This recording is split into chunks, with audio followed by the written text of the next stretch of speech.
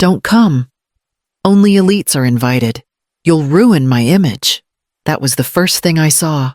No hello, no softening, just the sentence, sitting there like it had been waiting for me all day. I was holding my old phone when it came in. The case is cracked down the side. I've dropped it more times than I remember. It still works. Barely. The screen flickered once, then settled, like it had decided to behave for this. I read the message again, slower this time. Same words, same tone. No emojis, no apology, no follow-up explaining how this was supposed to help anyone. I felt that familiar tightening in my chest, the one that shows up when I tell myself not to react too fast. When I pretend I'm above it. My name is Cynthia Howard. I am 68 years old. I say that in my head like I'm reminding myself I should know better by now, like age is supposed to make this hurt less. Another alert slid in right after her text. Same screen, same phone, a balance notification from the trust. I hadn't checked it in weeks, maybe months. The number sat there in clean, calm digits, hundreds of millions. Enough to stop my breath for a second. I laughed, just once. It came out sharp and wrong, like it surprised me too. So this is how it feels. I thought, to be dismissed by someone who has no idea what she's standing on. I didn't text back. I didn't call. I didn't even type and erase like I usually do when I'm trying to be careful. I set the phone face down on the table and walked into the kitchen. I filled the kettle, turned the burner on. The flame clicked and caught. I stood there longer than I needed to, watching nothing in particular. I made tea. I didn't drink it. The gala started in less than 2 hours. I knew the schedule because I helped plan these things once. Back when my name still meant something to her. I went back to the table and picked up the phone again. Still, no new messages, no second thoughts. I decided to stay home. Not because she told me to, because I wanted to see how far she would go without me. It didn't start with the text. It never does. It started after my husband died. When people stopped asking me what I thought and started asking my daughter what she preferred. The first shift was small. A voicemail returned 2 days later instead of the same afternoon. A dinner invite that arrived after the menu had already been chosen, I noticed. I told myself not to. At one dinner, crowded and loud, she leaned across the table and corrected me. Not gently, not privately. It's pronounced differently now. Everyone here says it this way. A few heads turned. Someone smiled into their glass. I nodded like it didn't matter. I tasted metal in my mouth and kept chewing. Later, in her kitchen, I stood by the counter while she scrolled on her phone. Cold coffee sat in a mug near my hand. I don't even remember pouring it. "You don't have to hover," came without looking up. "I've got it handled." I stepped back. That became a habit. I kept telling myself the same stupid thing. She's stressed. She has a lot going on. This phase will pass. I repeated it like a prayer. Like if I believed hard enough it would turn into truth. There were other moments. Quick ones. The kind you only realize later mattered. Her glancing at her watch when I talked too long. Her sigh when I asked if she needed help. Her voice changing when other people walked into the room. "Mom, please," once. Low and tight. "Not here." I smiled for her. Again. Each time. I made it easier. I let the edges blur. I taught her that correcting me worked. That silencing me worked. That I would shrink if it kept things smooth. The worst part wasn't the embarrassment. It was how normal it started to feel. How quickly I learned where not to stand, when not to speak. How to disappear without being asked. By the time she stopped introducing me altogether, it didn't even shock me. I finished the coffee hours later, cold and bitter. Standing alone at the sink, the mug shook in my hand. I rinsed it, dried it, and put it back exactly where it had been, like proof I'd been there at all. The trust isn't glamorous. That's the point. My husband built it like a lockbox no one wants to open. layers, rules, timelines that stretch past a lifetime, nothing flashy, nothing that makes for good dinner conversation. When people asked what he did, he used to shrug and change the subject. I learned to do the same. Once a year, I open the safe. Just once. The metal door gives that short, dull click, like it's reminding me this isn't sentimental. Inside, everything sits exactly where it should. Documents, letters, the seal, order where chaos could have been. I never lived big because I didn't want to. That always confused people. Confused my daughter most of all. "You don't need to act like this," came one afternoon. Irritation tucked under politeness. People notice what? That I didn't upgrade the car. That I still paid my own bills. The unspoken part hung there. Wealth is supposed to announce itself. I watched money ruin friendships up close, watched siblings stop talking, watched generosity turn into leverage. I decided early I wasn't going to let that rot reach my house. I thought staying small would keep my family safe. That was naive. I own that now. A call came in while I was sorting the papers. A familiar voice. Careful and precise. Checking in. Everything remains unchanged. Carried across the line. No authorizations. No deviations. Good. Too good. The kind of reassurance that lands heavy when no one asked for it. I never hid anything. I just didn't wave it around like a flag. I assumed the people closest to me understood that quiet didn't mean empty. When the call ended, I slid the documents back into place and closed the safe. The click sounded louder this time. Final. I stood there longer than necessary, my hand still on the handle, realizing something had already shifted. Silence hadn't protected anything. It had just made it easier for someone else to step in. This part sits wrong in my mouth, but I'm not skipping it. I made things easy when they shouldn't have been. That was my specialty. When she wanted something, I reached for my checkbook instead of my spine. When she pushed back, I stepped aside. I told myself I was being supportive. I was being tired. Everyone else's parents understand how this works. That line showed up a lot, usually followed by a pause long enough to make me feel outdated. I'd nod. I'd smooth it over. I'd tell myself picking a fight over details was pointless. I hated conflict. Still do. The sound of raised voices tightened something in my chest. I grew up believing love meant keeping the air calm. No sharp edges. No slammed doors. So I learned to pay instead of push. To sign instead of ask. There were checks I don't even remember writing. Tuition, housing, networking expenses. I never asked what those words really meant. I wanted her focused. Happy. Ahead. At her college event. Applause rolled through the room like it belonged to her alone. I stood in the back, clapping with everyone else, watching her smile widen as people leaned in. Someone near me whispered her name with admiration. No one looked my way. I told myself that was fine. Parents aren't supposed to be visible. Later, in the car, she talked fast. Who she met. What doors were opening. What mattered now. You see, this is why I needed to be there. I agreed. Too quickly.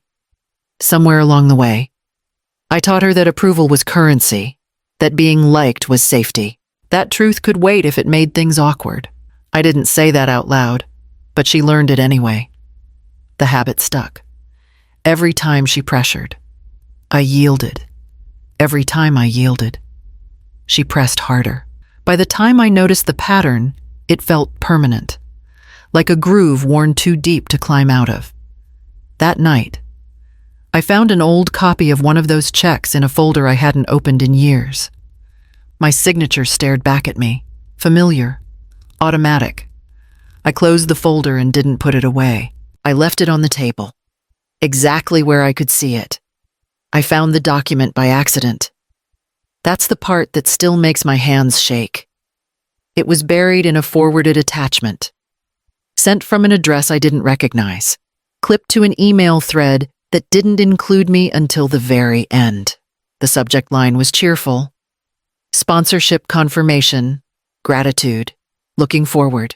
The number jumped first. 50 million, written out. Bolded, confident. My name sat beneath it. Clean, familiar. My signature copied so well it almost fooled me. Almost. My stomach dropped hard enough to make me sit down. Not nerves. Nausea. The kind that climbs fast and makes your mouth fill with nothing. I scrolled. Slowly. Too slowly. The thread kept going. My son-in-law's tone never wavered. Polite. Efficient. The voice of a man who expects doors to open because they usually do. He explained the commitment, referenced the trust, spoke on my behalf without hesitation. Then I saw the line that mattered. My daughter was copied. No objections, no questions, no pause. Just silence, sitting there like approval. I waited for the follow-up where she shut it down, where she corrected him, where she protected me from something that had already crossed a line. Nothing came. That silence was louder than the forgery. My phone sat in my hand. One call could have ended it. One message. One word. Fraud. That's all it would take. I knew exactly who to contact. I'd done it before. For smaller things. For other people. I didn't move. Instead, I read the thread again. Every word. Every assumption. The way my name was used like a tool already owned. Something shifted then. Not anger. Not yet. Clarity. Sharp and unwelcome. I realized I wasn't looking at a mistake. I was looking at a test. One they expected me to fail by staying quiet. I closed the document and left it open on the screen. Right where I'd see it every time I walked past the table. I didn't call the police. I didn't confront either of them. I waited. I watched it all unfold without showing my face. Emails stacked up. Vendor confirmations. Seating charts with names arranged like trophies. Promises grew bigger every day. One message came through early. Clipped and urgent.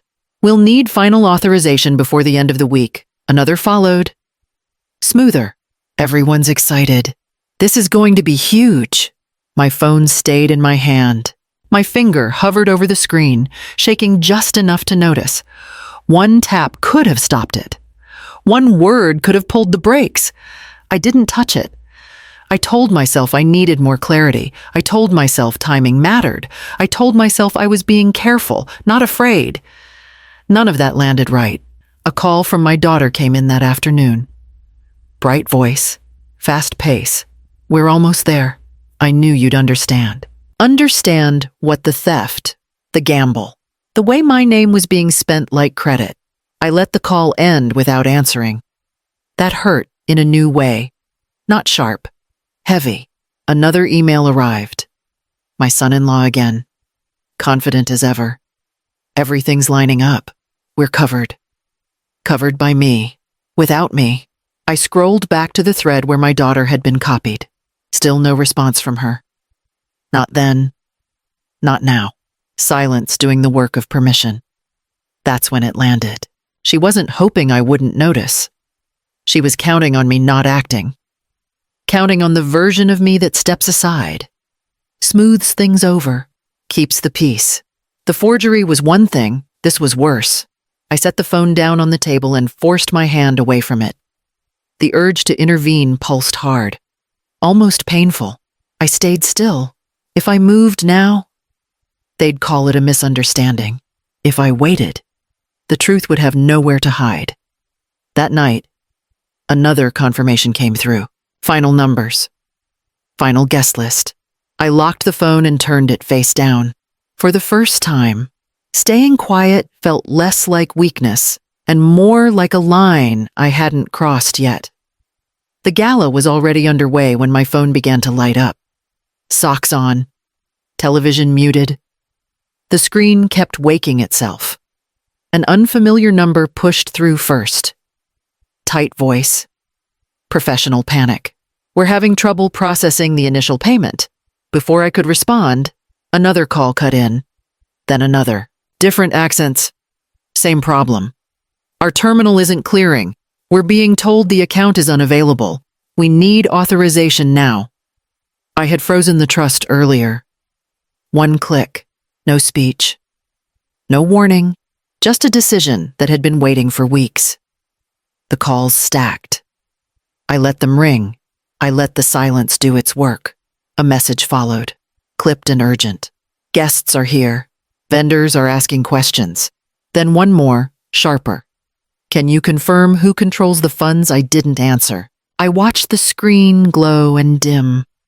Glow and dim. Like a pulse that wasn't mine anymore. Inside that room, things slowed. I could feel it without being there. Money moves first. When it stops, everything else follows. Smiles stiffen. Conversations shorten. People lean closer. Someone checks a phone. Someone else notices. Another number came through. This one I recognized. My son-in-law's cadence. Stripped of polish. There's a misunderstanding. We just need a quick fix. A beat. Please, I didn't move. A text appeared from a number I didn't have saved. They're asking questions about the trust. That was when the truth surfaced. Not with a bang, but with confusion. A donor asking for clarification. A coordinator checking paperwork. A quiet voice finally pushing through the noise. So who actually controls this money? My name traveled the room without me. Not announced. Not celebrated. Dropped. The way fragile things fall when no one catches them. The phone vibrated again. This time, my daughter's name filled the screen. No preview. No buffer. I held the phone and felt the weight shift. The balance had tipped. Whatever came next wouldn't be clean. I let it ring until it stopped. Her name filled the screen again. This time I answered.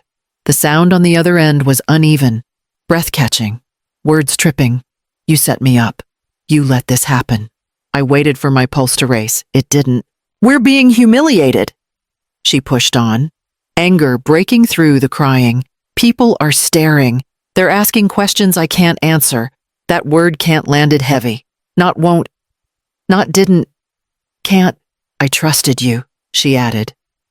Quieter now. Like that might pull me back into place. I didn't raise my voice. That seemed to throw her more than anything else. You never told me. She pressed. If I'd known, I cut in, calm enough to hear myself. The seal has been in your drawer for 10 years. Silence. Then a sharp inhale. You knew exactly where it was. I continued. You walked past it every time you visited. You never opened it. That's not fair. Came back fast. Defensive. Thin. You searched my wallet. I went on. The words forming without planning. Not my life. The line hung there. No echo. No argument. Just air. I was trying to build something. She whispered. You could have helped. Help. The same word she used when my name was being spent without permission. I left the door unlocked. I answered.